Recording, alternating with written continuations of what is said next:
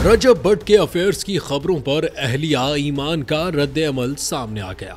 मारूफ YouTuber और blogger रजब भट्ट, जो अपनी मुतनाज़ राय, झगड़ों और कानूनी केसेस के बायस पहले ही तवज्जो का मरकज बने हुए हैं, एक बार फिर खबरों की जीनत बन गए हैं। रजब भट्ट इन दिनों पाकिस्तान से बाहर बरतानिया में मुकीम हैं। उन पर मुख्तलिफ मुकदमात ज़ेर समात हैं। हाल ही में उन्होंने एक पॉडकास्ट में शिरकत की और खुलकर मुश्किल सवालात के जवाब दिए। इस दौरान उनसे टिकटॉकर फातिमा खान के साथ मंसूब अफवाहों पर भी सवाल किया गया। याद रहे कि फातिमा खान ने कुछ अरसा कबल दावा किया था कि उनका रजब भट्ट के साथ ताल्लुक रहा है और इस हवाले से उन्होंने चंद तहाइफ भी आवाम के सामने पेश किए थे।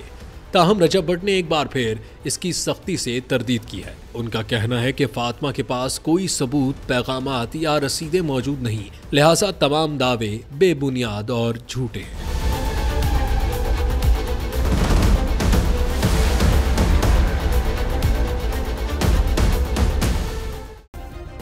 सब्सक्राइब करें और बेल दबाएं ताकि कोई खबर रह न जाए।